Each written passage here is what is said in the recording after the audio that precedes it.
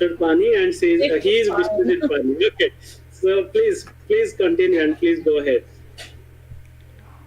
Yeah, sure. Thanks, Vikas, for the kind introduction. Being the moderator, I'll start with how we do the webinar, a brief about how it should happen.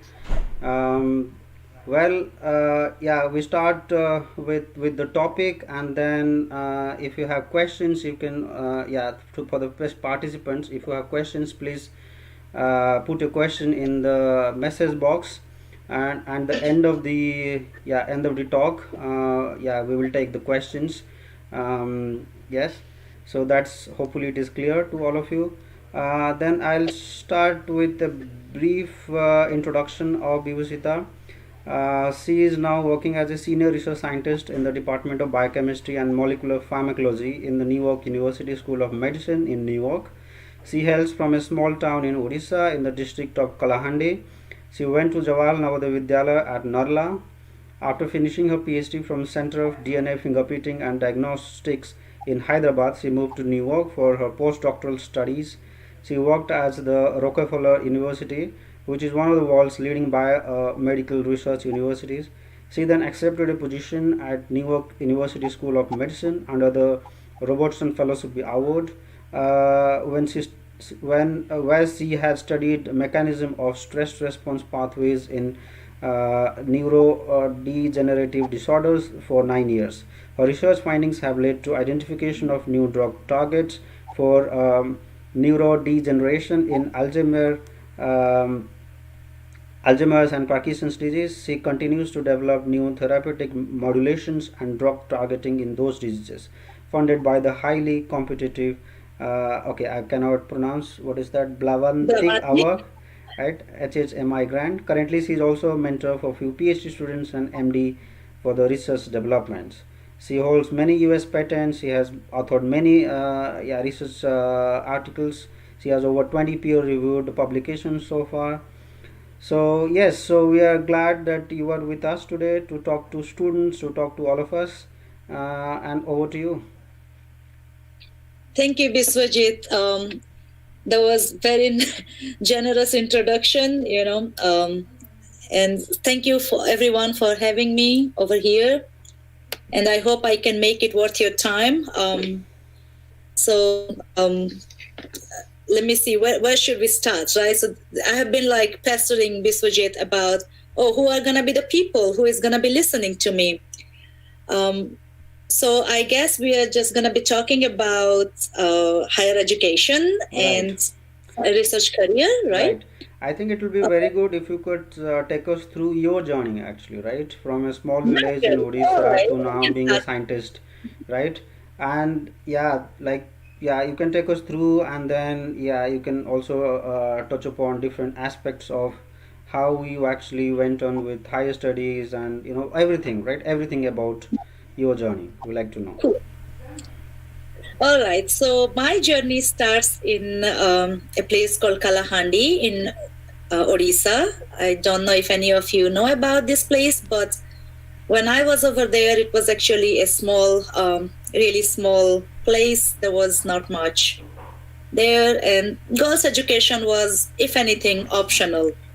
But I was lucky to be in a family that supported my education.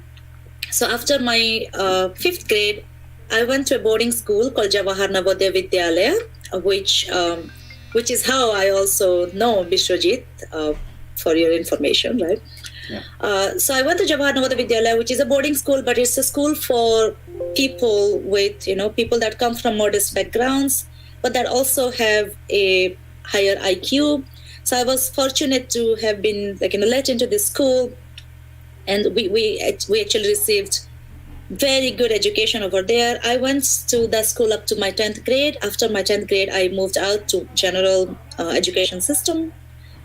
So I did my 12th and my bachelor's in zoology honors, so biology background, in a college called Government College Bhavani Patna, which is also in Kalahandi. So I spent majority of my life in Kalahandi, the first 20 years.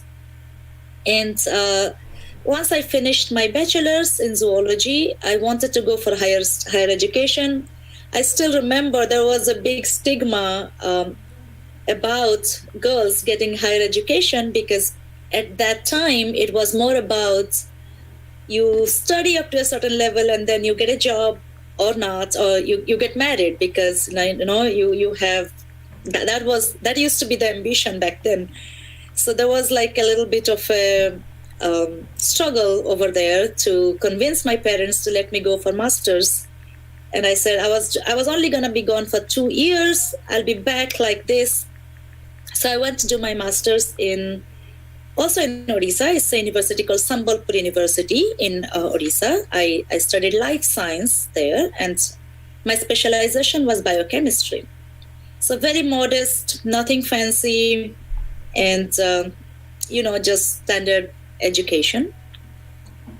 But then when I was doing my masters, I found out that, I could write an exam called JRF NET. So that actually still goes on in India. So JRF is a Junior Research Fellowship. It's an exam. It's all India level exam. Back then it used to be only conducted by CSIR and DBT. But these days, like you also have DST. ICMR used to do those for medical students, but now I think it's more common. So yeah, I wrote that exam junior fellowship, which was definitely one of of my career. So now I had this national level fellowship, and to be honest, I didn't know what to do with it, because there weren't that many people from Odisha at the time with this fellowship, or the ones that got the fellowship who had already left the university and they weren't even there. So that took me through a big chase of, okay, what to do next? And I didn't really have anyone to tell me at that time. So there was a lot of hit and trial, like a lot of mistakes.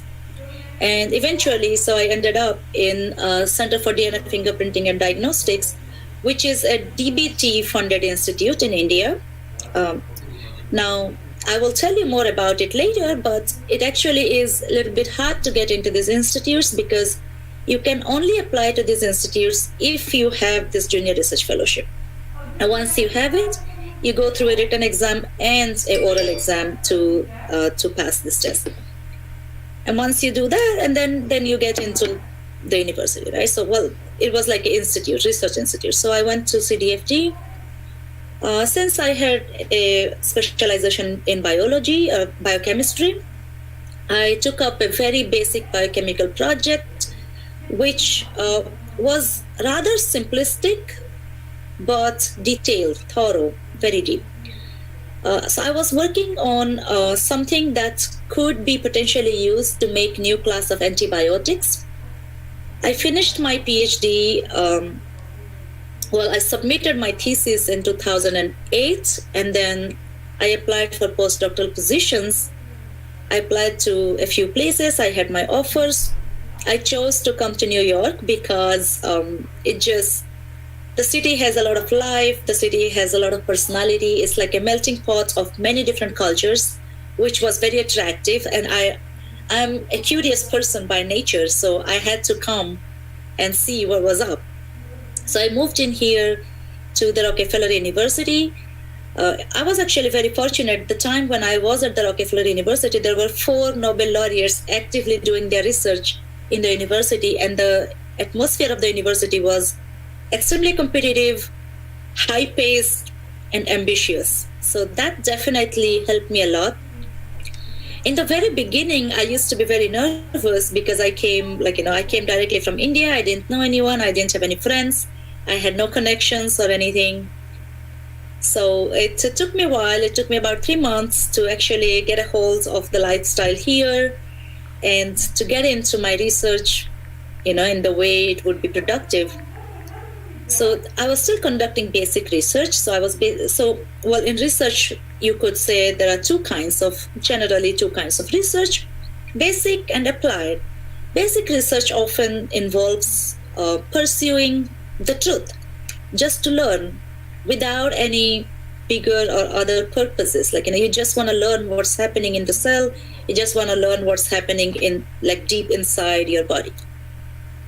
Now, applied research is something where you take the knowledge from the basic research and now you apply it to cure something or to fix a problem that the society has or people have.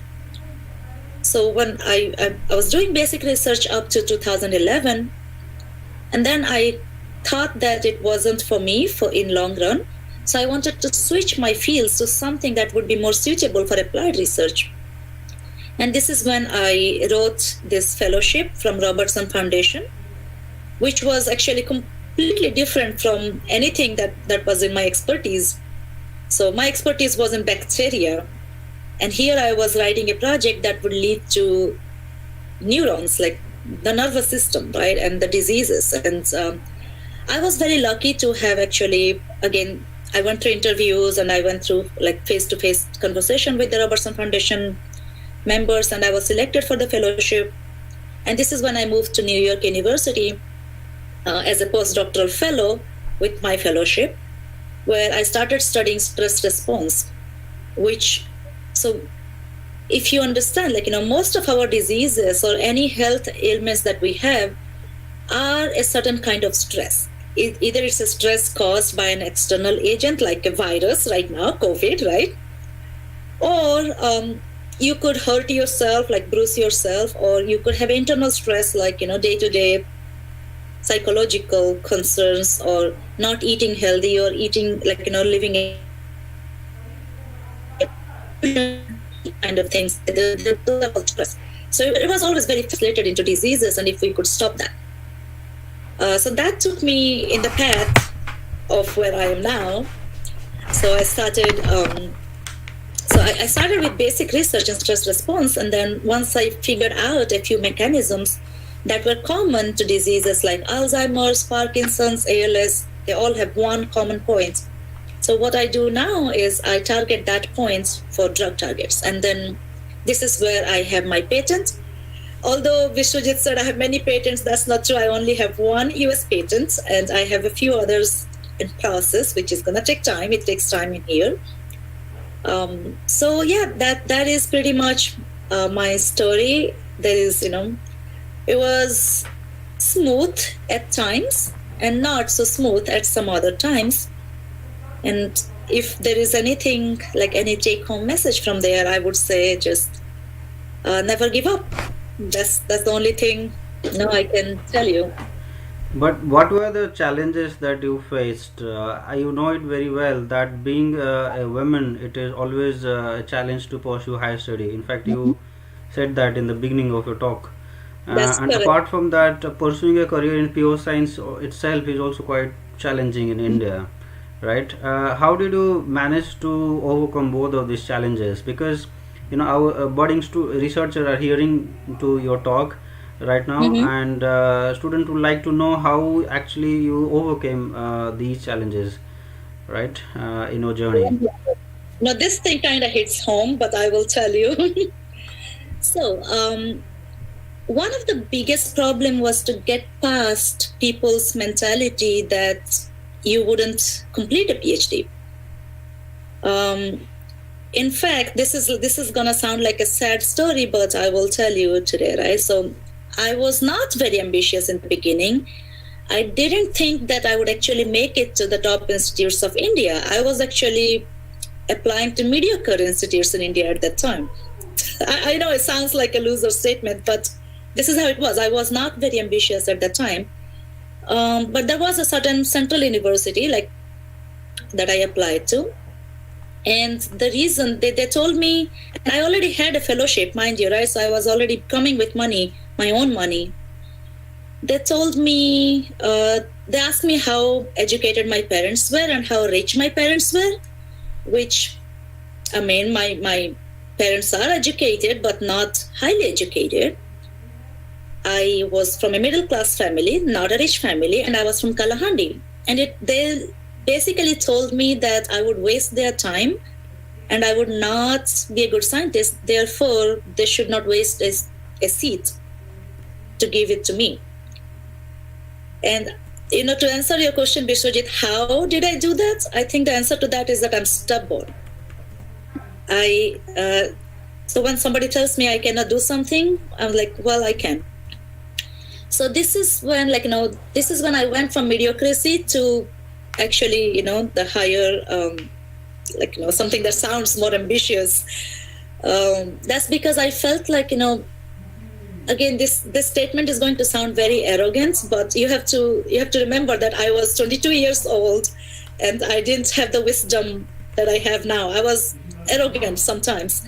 And I said that, well, mediocre people are going to think mediocre, so let me try higher, so maybe they would be more advanced in their thoughts and they would accept me. And I still remember when I was applying for my PhD and I was giving this interview, they asked me where I was from, and I said Kalahandi.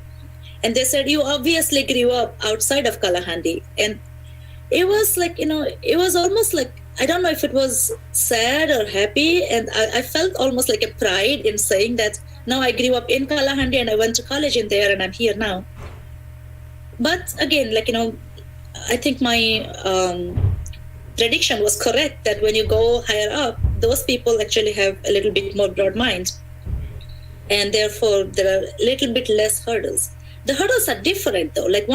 So when I went to do my PhD, I mean, I spoke English, but not as well as people that came from JNU at that time. People were coming from IITs and JNUs and all these big name places. And I came from Sambalpur University, which people would call Chambal at that time. And I was like, that's not Chambal. So I had problem because it was hard to talk, it was hard to express who I was. It also took me 3 months to actually get used to it. But again, if you really want to do something, you just have to look for alternatives. When something fails, never stop trying, because when something fails, there's something else that's not gonna fail. That would be my take. There's another thing, actually, point that Bikash brought up earlier when he was giving his section. Why is it that in India, why is it that Indian scientists perform better outside of India, right? That's something that has bothered me a lot, because initially I used to think it was infrastructure, but that's not true. We have all the infrastructure we need back in India. And in fact, the lab where I was in, we had money, we had all the reagents, all the equipments, everything was great. There are two major reasons why I think that Indian people perform better when they leave India, or 2.5. The first is the system is not organized. It's a bit chaotic. So whenever you want to do something, there are a lot of hurdles of official hurdles. You have to plan way in advance. Things are not as streamlined, so you have to wait longer for your reagents. You have to, things are changing now, but I'm talking about when I was back there. But it's still not as organized as it is here. That's the first problem. A lot of bureaucracy problem. Curse, because in a lot of times, you are expected to follow somebody else's footstep. But if you are a scientist, you should be able to take risks and think on your own feet. You should be able to think original. And I think, again, this is not a general statement. This is not a specific statement. It's a general statement. I think that originality is not as appreciated in India, because often the superiors, the supervisors that are on top, they see you as a threat. And when that happens, your progress is stalled. And then the people that are rather average, that say yes to everything, those are the ones often given, they are given more chances because they don't threaten any authority. And then we get mediocre results, and the good ones just leave because they're frustrated, So I think that's why Indian science, although we have brilliant minds, and like I said, not all professors, not all big scientists are this way, but a majority of the scientific community is. So, well, that's what drags us down, I would say. Yeah, thanks for a very detailed answer to this question. I'd like to ask you, how did you go to US, right? What was the journey like, and then what was the process like? How do you start, even like if you want to go abroad for your postdoc or even for a PhD? Can you take us through the application process? How much money that you need? Mhm. Because oftentimes we think that, right, in order to go abroad you have to have a lot of money, right? And most people Mhm. simply do not have money, right? How do Yeah. they aspire to go abroad for higher studies? Mhm. Okay, so to be honest, there are in certain ways you do need money. So I'm gonna break it down to two aspects, right? The PhD and the postdoc in this case. If you want to come to US to have a PhD, you do need a certain amount of money in your bank account, and I think it varies.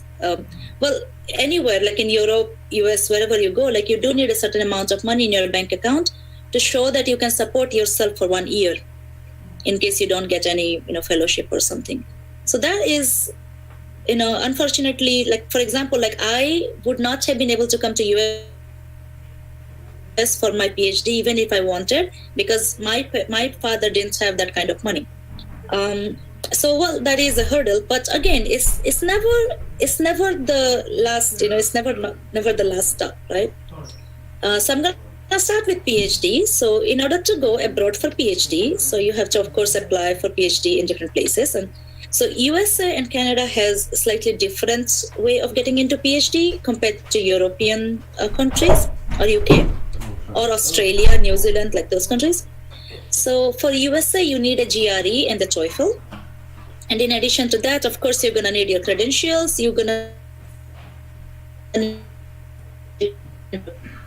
describe why you want to do PhD and what makes you suitable candidate for the university you're applying to. And so, yeah, they do require you to have a certain amount of money in your bank account to show that you will be able to sustain yourself if you don't get fellowship. But let's assume that you do manage to have that much money. So sometimes what people do is, if they have, all right, Shiva Shankar, I will respond to that in a bit. Okay, so sometimes what people do is like either they have that much money, or sometimes they just borrow it temporarily from friends and family to show it, right? Now, often when you are selected, you are also provided something called a graduate assistantship or a RA-ship, research assistantship, during your PhD, which pays you enough money for your rent and food. Like you won't be able to save a lot of money, but you will be able to sustain yourself by yourself. So showing the money in the bank account is really just like a preventive measure. You don't really need to spend that money, so a lot of people can actually still pull that off. Now, for postdoc, you don't need to show any money in your account because you're coming in. It's almost like a job. So you can have zero money in your bank account and you can still come in here. So for postdoc, you just need to find the PIs. Like when I say PI, I mean principal investigator. They are often professors in different universities or scientists in national institutes. Once you find something that you like, you often write them a cover letter with your CV. So the cover letter has to be detailed and very, very focused at the same time. Like you can't go beating around the bush. You have to propose something in literally 5 sentences in your cover letter, because nobody reads long emails. It has to be short and sweet. And then the detailed proposal of the project. So in this case, for postdoc, you need to propose a project that you would do in a certain lab that you are interested in. That needs to go in your research proposal. That would be a separate document. And then you would basically send your CV, your research proposal, in addition to the cover letter that is like the main body of text in your email. So once you do that, often there is like a Skype interview or like a video interview. And some PIs would actually also kind of pay you for a ticket to come and visit the lab, which is becoming more and more rare these days, but it does happen sometimes. And then once you're accepted, the university arranges a visa called J1 visa for you. This is again the most common. Sometimes they can give you H1B directly, but in most cases they give you a J1 visa, which is a student exchange visitor visa, which is how I came here in the first place. So the visa is usually for 5 years. So you are often set for 5 years, the first 5 years. So during those 5 years, you can always apply for your H-1B and then switch to green card. Depends on like if you want to live here. Now, for the students, for PhD programs, you come here on a F1 visa, which is also given like to you by the university. And then once you're on F1 visa, when you finish your degree, you can get on something called a OPT, using which you can actually start working here while somebody sponsors your H-1B. So that's pretty cool. It's not hard at all. Now in Europe, situation is a little bit different. In Europe, you don't need a GRE. Some places will ask for TOEFL, and some places will need a IELTS, like Australia needs IELTS, New Zealand too, I believe. In countries of European Union, so if you're going to Germany or Finland, like places that are non-English speaking, sometimes they require you to pass a basic test of their language. In Finland, you could actually choose the program either in English or Finnish, for example, and then you may or may not require to pass a Finnish test. You could just get in through a TOEFL. But the major difference there is that during PhD itself, you have to find a place where you want to work, and you have to talk to the professor, and you have to come up with a pretty solid proposal because you're evaluated based on your proposal and how you present. So this is when I tell everyone that your speaking skills has to be polished and they have to be good. So if you feel that you are not very good at speaking, the one way to do that is record your video of yourself presenting to yourself, record it, improve it, do it again until it gets better and better and better. The less grammatical mistakes you make, the less fumbling you do, the more convincing you sound. Unfortunately, because this is how our brain functions. I always say that just because somebody speaks better English than you, they're not smarter than you. It's just that they can convey their ideas better than you. So I know that like most of you probably already do it, but if you don't, then definitely pay attention to it. And did I miss something, Mr. Jit? No, okay, I was on mute, sorry. Yes, it was pretty detailed, I would say. So yeah, there's a question from Sivasankar. It's about how do you justify the ranking of university, right? Okay, so I am Sivashankar. I'm not entirely sure what you're asking, but let me try. So are you asking how do we choose the university? Or are you asking how do they know which university is better? Can you clarify a little bit? Yeah, maybe I can clarify a bit on behalf, but he can also clarify. Please unmute and clarify. But I think I'm curious to know, like, do we go by QS ranking, or what is the way to, like, how do you choose an university, right? It is using the standard ranking, or you evaluate based on your own area of specialization, right? Both, right? So of course, like you have the Ivy League, places like the top universities like Harvard, MIT, like the big names, right? Now, as soon as you take big names, your CV also has to be big to match those big names. Of course, we should start from that. So all those big names will have requirements. So again, like to kind of add to my points that I did earlier. Sometimes if you're aiming for the top universities, you have to take a subject GRE in addition to general GRE. And that helps your application a lot because it kind of puts you in a small pool of people that have not taken subject GRE. Now, the top of the top, they would have a cutoff of your GRE score. They would have a cutoff of your credentials. So, like if you go to Indian school, the credentials are different than it's here. So you might need to get it translated and then see where you fit. So it's necessary to apply to places where you fit, meaning that you don't want to apply to all the top places if you have a mediocre CV, if you have a mediocre credentials, because then you're going to get rejected. If you have top of the top, go ahead, by all means apply to all top, right? but not everybody is going to be in top of the top. Like, we are all going to be in a range. Like somebody would be up here, somebody would be over here. Now, what you can do is, like, you apply, like, let's say you're somewhere, like, you're somewhere near the top, but not quite at the top. So one of the smartest thing to do is apply to some of the top high, like big name universities have a few safe options where you will get accepted no matter what. Because let's say you want to go to Harvard or Princeton, right? But your initial credentials are not good enough, like, not like just a little bit below what they need. You could come to something like Rutgers, like, something a little bit lower, and then you can always switch from one university to another. Now you have better credentials because you have taken coursework here. So this is another way. So always have a few options that are safe options, right? So top universities by global ranking, like pick them by global ranking, and then see if they have the program that interests you. If some university is top in quantum physics and you want to do biology, then it's not a good match. If you want to do biology, you have to see which one is top in biology, right?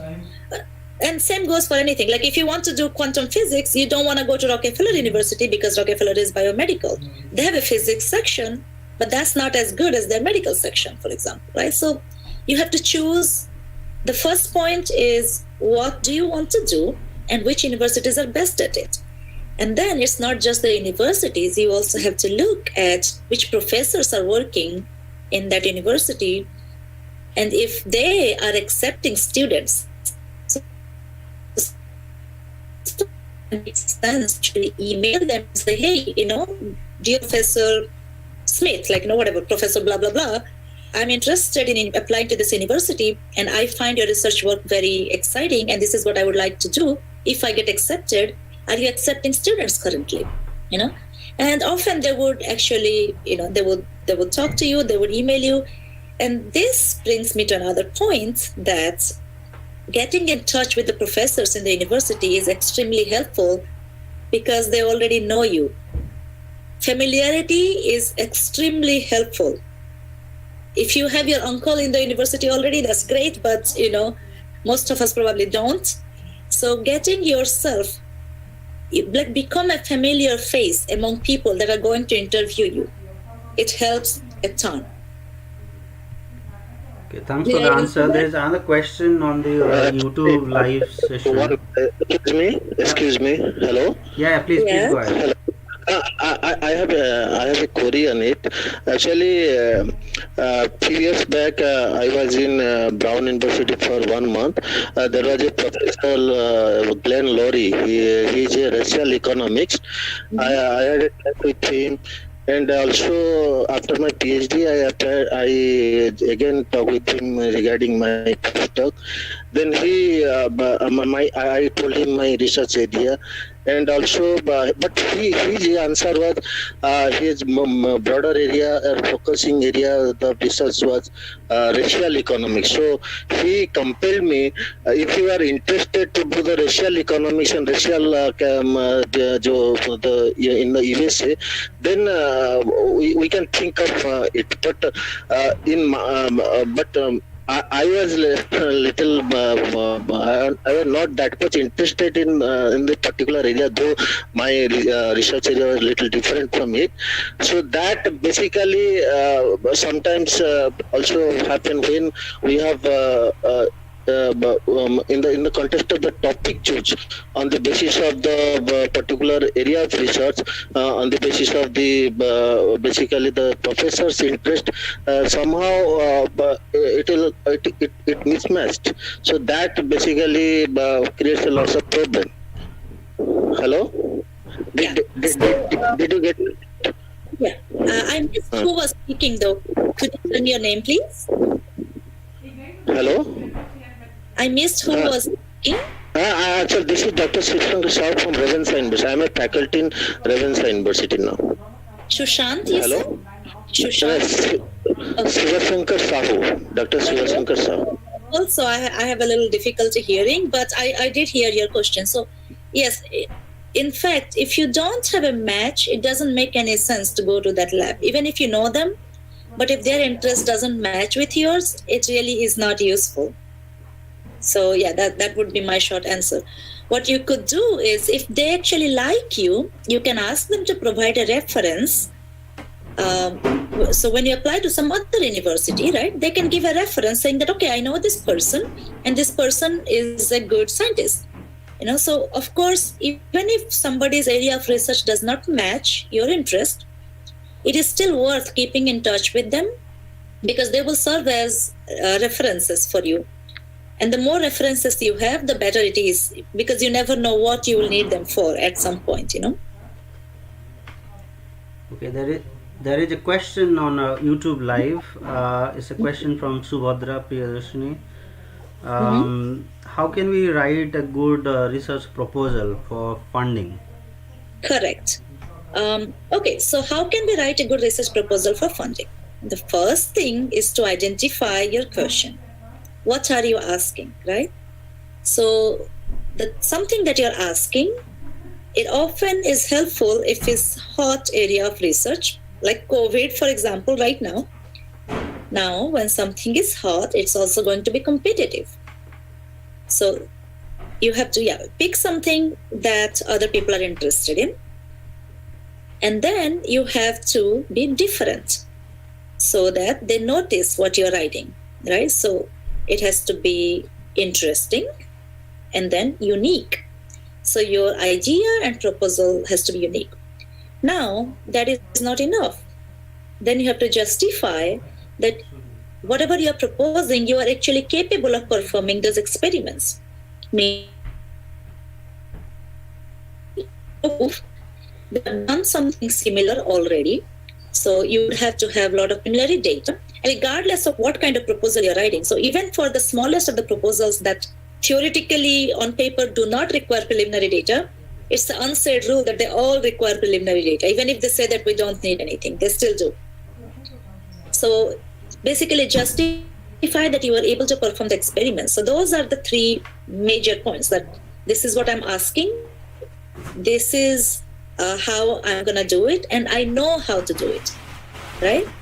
And then if you don't know how to do it, you have to give justification of, I have people that can show me, like collaborators, for example, and then you have to have reference from them.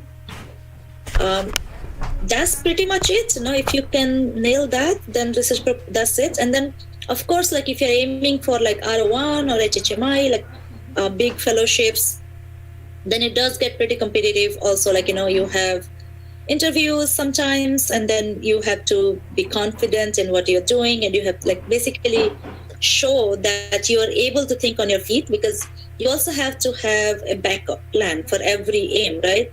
Because when you have an aim of the experiments, it can either work or not work.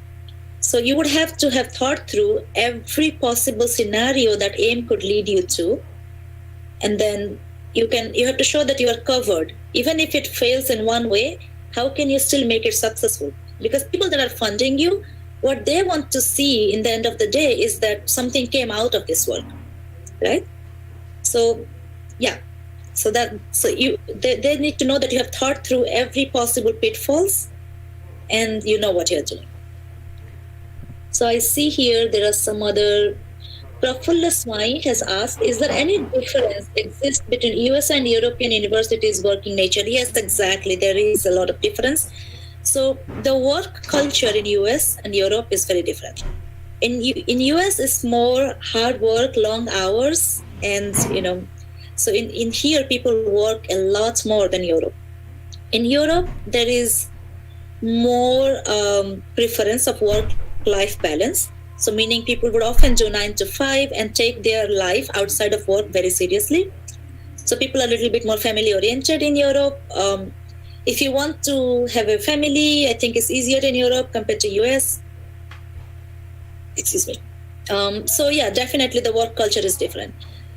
But that also brings me to a point where in US, the funding is actually a little bit easier to get compared to Europe. Meaning there are just more fundings. There is more private fundings in US as well compared to Europe. We have Vibhuti Ranjan has asked, why do Indian students prefer to study abroad? So, I would say that probably because you want to get introduced to a different culture. Now, studying abroad has a couple of different, benefits, right? Like first, of course, you learn to work in an environment that you are not familiar with. That increases your resilience. That increases how adaptable you are, right? You can adapt quickly or not. So sometimes for people that are not very good at adapting, in fact, doing research in India, they might be more productive and more successful than going abroad. So abroad is not everything, Don't get me wrong. Just because I'm abroad, that doesn't mean that, like you can do great research career without setting foot outside of India. Let me tell you that. Like, if you're determined, if you're good, it doesn't matter where you are. Sometimes people like to leave out of India is because, especially what was my motivation was in India, there is a lot of politics and I'm not good at it. So I thought, okay, if I left India, it would be easier for me because things are a little bit more straightforward outside of India. Politics is abroad, they also have politics in Europe, US, like everywhere there is politics, but in India, there's a little bit more dirty politics compared to, our side of India, in Europe and, North American countries especially. So, that's another point, I think. And, travel, get to know new things, like a new way of living. So that's definitely exciting. So that's probably another motivation of doing PhD abroad. What else do we have? Please keep your, okay. There is a question from Vikas. The question is about, please could you highlight about your present research? All right, so I wrote that up there. So please also highlight about your present research and also highlight how your students from graduate level can prepare and bring interest in scientific research, and what are the specific steps required by our universities to do more scientific research who have given autonomy. All right, let me try. Cool. So highlight my present research. Cool. So I'm studying neurodegenerative diseases, like I told you. So what I do in molecular terms is that, well, as your cells age or as your cells get older, most of the cells, the cells that are not renewing all the time, like neurons, muscles, heart cells, they start to accumulate some junk. We call them aggregated proteins. So you need something to sweep out those aggregated proteins or dissolve them, right? So those are called chaperones. So what I particularly do is I tweak how to make the chaperones. Therefore, I can target many diseases with one drug, with one intervention. It may not be just one drug all the time, but with one kind of intervention. And so, yeah, this is what I do. So I do a bunch of drug screenings. In addition to that, one of, I call it my superpower, I can take your skin cells and turn them into neurons. What we're going to do in future is that we're going to develop hopefully if everything works. So this is the other patent I'm working on. So the idea is, because a lot of neurodegenerative diseases are not genetic, we want to find out who are susceptible, who has the chance of developing this disease. But this is not genetic, so we cannot just sequence and find out. So we want to take a little skin biopsy when people are in their 30s, turn them into neurons, and see if they have a tendency to form this disease neurons. If they do, then perhaps we can stop it before the disease happens through a dietary supplement or something of that sort. I wouldn't call it a vaccine, but it's more like a preventive measure so that you don't get neurodegeneration and you age slowly, like brain aging, right? When we age, our brain kind of gets a little, slow. So we want to prevent that. So that's my main, long-term goal as of now. Now, let me see. There was another part to that question. All right. So how can you prepare and bring interest in scientific research? you can't. So unfortunately, scientific research is something you cannot put it in somebody's head. And I'm talking from a practical perspective here, right? Because there is very little money in academia. So it's not a lucrative career for a lot of people that want to make money. You will make money in academia if you become successful, of course. Successful professors, like successful scientists, make a lot of money. But there is only a very small percentage that get to that stage. And the path is hard and ugly sometimes. So you can't just tell people, okay, all right, you're gonna be a billionaire if you do science. That doesn't work. So the interest has to come from within, right? So this is the internal motivation that you have to have, that I want to do this. I want to change the world. I want to cure cancer. That has to come from within. And then once you have it, then you can top it off with the external motivation. External motivations are your friends. Like if you have a bunch of friends that think like you do, you talk, and it's like a snowballing effect, but a positive snowballing effect, right? So you want to do something, your friend wants to do the same thing, and you want to do it more and more and more and more, it gets better. So this is one kind of external motivation. The other kind is internet, reading, books. So when you have a little bit interest in something, you read about it. When you read about it, now you know about it a little bit more, so your interest goes up. And you read more, dig deeper, your interest goes up. So the seed interest has to be already there. So often what happens, somebody plants it in you. In my personal experience, my father planted it in me. He bought me a scientific reporter when I was I remember 7 or something like that. So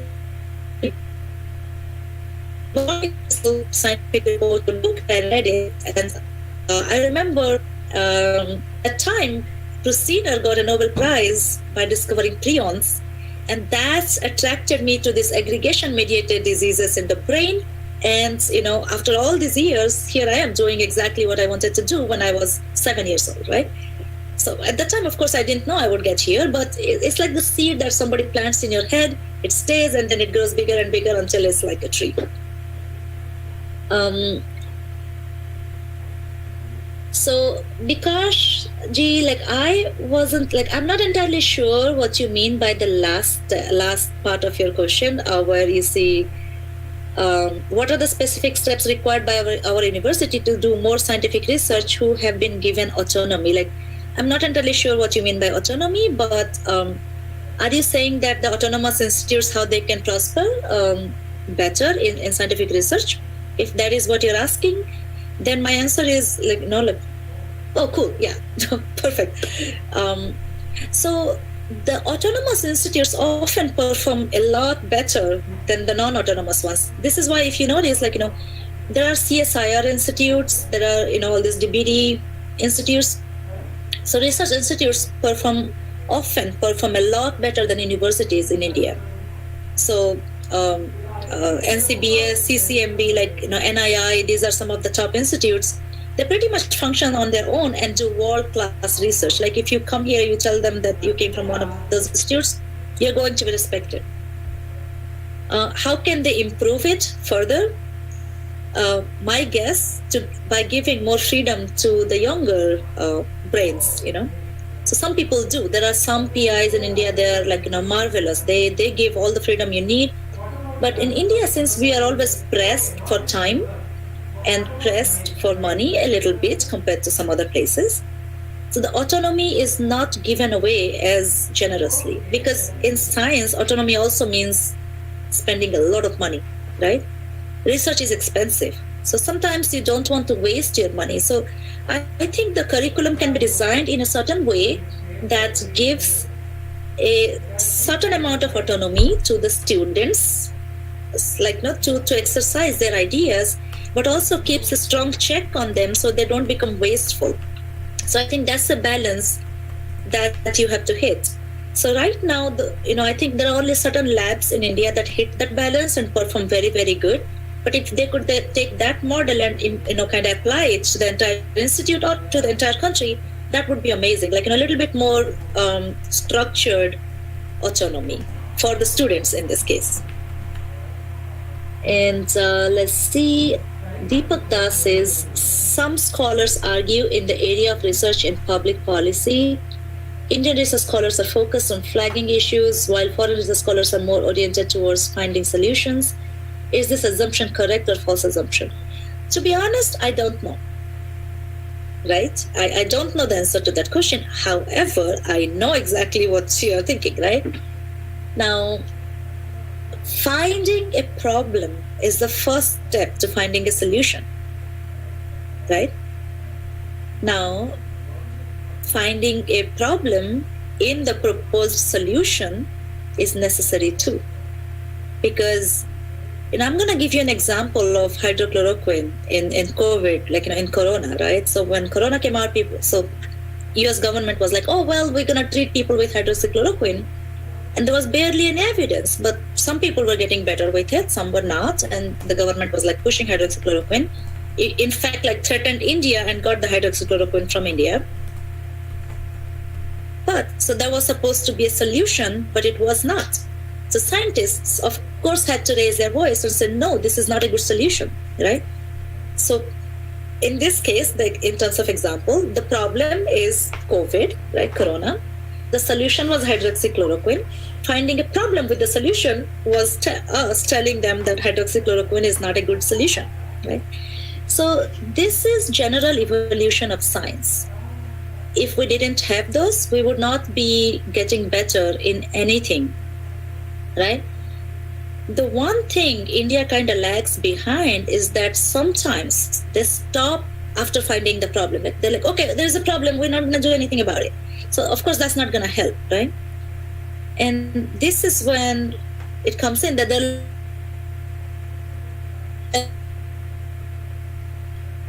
oh my God, like now this direction, but there's a river, so I'm going to give up, right? Instead of building a boat to cross the river, they just like sit there in the bank, say, I'm not going forward, right? So this is a place where definitely, like, not only India, like a lot of countries have exact same problem, and they can definitely make so much more improvement. It's like, all right, if there's a problem, solve it, right? But if there's a solution, don't accept it right away. Don't accept it fully, for that matter. Always think from your own brain, right? Cool. What do we have here? Yeah, we have quite some question. Yeah, so Prafulla Swine says, is it appropriate to write or approach professor directly for postdoc position or apply to university website? Directly. Always directly. I'm going to tell you one of my own experiences here. So I wanted to go to this professor in MIT. So when I was moving out from Rockefeller, I wanted to go to MIT, and there was this professor that I was very interested in. And the website said that she had no position, she had no space in the lab, and please do not apply, right? It was literally written on the website in bold letters, do not apply, we are not accepting applications, right? And as I told you guys earlier, I'm a little stubborn, I applied. So I wrote a proposal and I applied. No response because they told on their website, do not apply. 10 days later, I get an email from the professor saying that, hey, I read your proposal, it sounds good, do you want to have an interview? I'm like, hell yes, right? So I had an interview with her. I mean, it was true that she didn't have any space in her lab. The lab was literally physically full. I actually got the offer. I got an offer, but she said that somebody had to leave in 6 months and then I could join. And this was one of the most prestigious professors in MIT. I mean, unfortunately, she died of cancer, and hence, I didn't go there. But yeah, so never say no for an answer. Never take no for an answer. Don't believe what the website says when you're applying for postdoc position. If you're interested in somebody's science, write an email, but it has to be precise, strong, out of the box. You have to get yourself noticed. Otherwise, they get I'm not even a professor and I get about 10 applications a week. My professor gets 10 a day. So yeah, make an effort whenever you're making an application, but always write directly to the professor. There's a very good question from Deepak, which is about there is a notion that Indian research scholars are focused on flagging issues while foreign research scholars are more oriented towards finding solutions. Is this I already assumption? answered that. Sorry, is this correct, or is just a yeah? Somewhat, not entirely, somewhat. I wouldn't completely agree with it, but I already answered that when I talked about the COVID and the problem, the solution, and problem with the solution, the hydroxychloroquine example that I gave you. That's exactly what I was addressing. Okay, what else do we have? Do you also buy the arguments that AI is going to alter the way we do scientific research? Your research area, if so, how Indian students get prepped for this domain, and what are the major challenges we face in India? Cool. I do think AI is going to alter the way we do scientific research big time. It already is doing it in a way, right? Because some of the things AI can process much faster than we can and already give us more directed areas. So that's going to be the good part, right? And the bad part is sometimes I think we would pursue something the AI predicted as opposed to something that a person that might be smarter than the AI predicted. So there's like a double-edged sword. But yes, I do see it's going to change research in a big way for sure. There is a question from YouTube live. It's a question from Ramakrishna Mishra. Is there a way to get into top-ranked universities for PhD coming from not so well-known universities? Yes, absolutely. Yes. It's perfectly fine if you're coming from a not so well-known university, as long as you have good grades, because they do look at your grades. Like if you don't have a certain amount of grades, unfortunately, they don't accept you. In the US, if you're looking at Europe, on the other hand, it's a little bit more flexible. Marie Curie Institute, for example, European, big institutes in Europe, and then big institutes in the United States. But as long as you have very good GRE score, both general and subject GRE, that will definitely put you above a lot of other candidates. So it's totally possible to get into top universities without coming from well-known universities in India.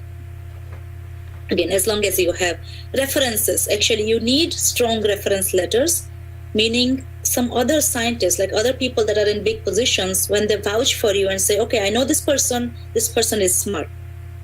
So networking is extremely important, right? So no matter who you work with, no matter where you are, try to reach out to people that are sort of in good positions, that are big names, and that would be able to refer you and say, well, this person is good. And it definitely plays a big part in hiring. There is another question from our YouTube live. It's a question from Bibhusita Mishra. She is just about to start her graduation. She is just completed her 12th standard. What advice, ideas should you give to the freshers before they start moving towards the research fields? And this question is from a complete novice who has absolutely no idea about the career in research. She is just about to start her graduation. What's your advice going to be for her? Right. Develop the aptitude, right? So because you just finished 12th grade, now you're at a stage you're like the soft clay that can be molded into anything. So see who you want to be in future, right? You don't need to know your exact path. You don't need to know your exact steps right now, but see your general direction. So that is something you need to know, generally where you see yourself in 10 years. And then start walking in that direction. Meaning, let's say you are in a point and you just want to you don't need to know if you're going to Delhi or Bangalore or Mumbai or, Odisha. You just need to know that, well, I think I want to go north or south or east or west, right? Just the general direction. Now, let's say that you think, all right, I'm going to make a career in scientific research. Then you would put more effort in understanding the current affairs in science, the current affairs of, or the future, where everything is leading.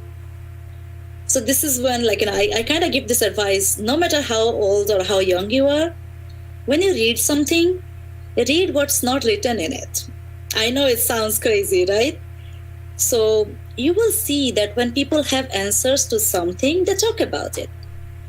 But when you can see what they're not talking about, that means they don't know about it. And that is what is your question. And that is what you can pursue, And this gives you a very, very strong edge on, out of the box thinking in that sense. What are people not talking about? Like, when you read a paper, for example, in bachelor's, you will start doing experiments, you will start learning more details about whatever field you choose to join, if you're doing physics, chemistry, you'll start to learn more details. So pick up some big names, people that are actively doing research in those fields, and see what they tell. Like, if you read a real research paper, read the discussion, the last section, and see what did they say, right? Now, if you, let's say you want to apply for administrative services, you want to do something else, that's good too. But then you have to also build your aptitude towards it. Slow and steady still works. It still works, Steady is important. Okay, what else do we have? One question is on the dirty politics that you just shed some light on in the initial part of your talk. So a question from Dhiran Kumar: can you elaborate the dirty politics in laboratory life in India? You highlighted which pushes young, vibrant research scholars to go abroad. There are a couple of different things. Well, again, since I left India, I'm not right in the middle of it, so I don't know all of it. But what I noticed is that, well, if you have a family member or somebody that knows you, if they're already at higher position, then like an award or you to get a recognition, compared to if you are someone that no one knows. Like, I myself was actually nominated for INSA Young Scientist Award when I was back in India, but of course, I wasn't gonna win it. I'm not saying that I was the most deserving candidate, but there were other deserving candidates, better deserving candidates, that didn't win it because they didn't have the connections. So it kind of kills enthusiasm, it kind of kills your motivation a little bit when you see that somebody is given more, somebody is lifted more just because their uncle is the director of something, or or just that they worked under someone that is famous. Like, let's say in India, you're working under a young professor that's not as famous, and somebody else is working under the director of an institute. You might be either similar or you might even be better than them in terms of publication or in terms of your research, but they might get ahead of you just because they have this connection to these top ranking people that you don't. And that is actually extremely annoying at the very least. So, and I wish I knew an answer to how to get around it.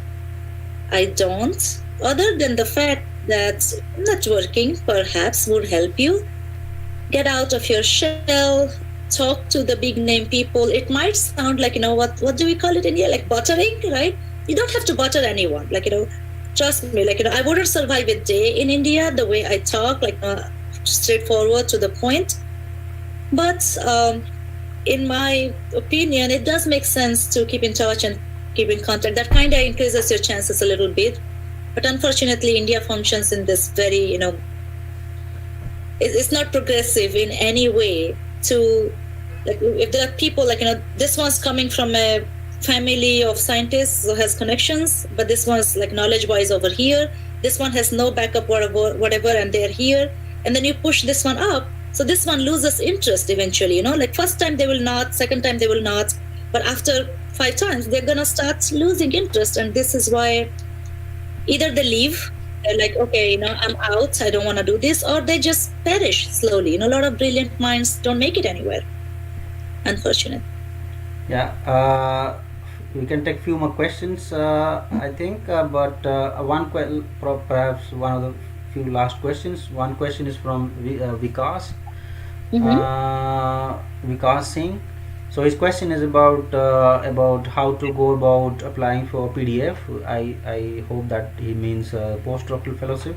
I think you That's have it. touched upon yeah, how the different aspects of PDF, but maybe as a beginner, Mhm. as somebody who just finished a PhD, how do you go about applying for PDF?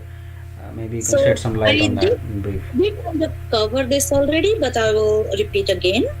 So contact the professor, write a cover letter, write a research proposal, and have your CV, right? The cover letter has to be precise. So this is, I stress this all the time. Always start the cover letter with doctor or professor, last name of the person. Like never ever say that, never ever make a generic email. It has to be specific, should be addressed to the person you are sending it to. Okay, if you don't have a name, then they're not going to read it. And then the second part is introduce yourself. I am so and so. I work in so and so and so place. The next step is tell them why you're interested in their work. Say that I read about your work in this and this journal, and I really like the idea of this and this and this. I like this part in your research. And then the next step is where you say, like, because of my experience in so and so, I would be a great fit for this project and I can do this for you. So you have to sell yourself, meaning like not yourself, but like you have to sell your skills by telling them that they will benefit from you. And that's basically it. If you can nail it, you will definitely get an interview call. And and so those are the only application that anyone even looks at. And yeah, so the research proposal, so it's okay if the research proposal is not long. It's fine if it's not detailed. It just has to be an idea that you, that's it. What else do we have? Yeah, so I think we are pretty much done with the question. We are pretty much done with the questions.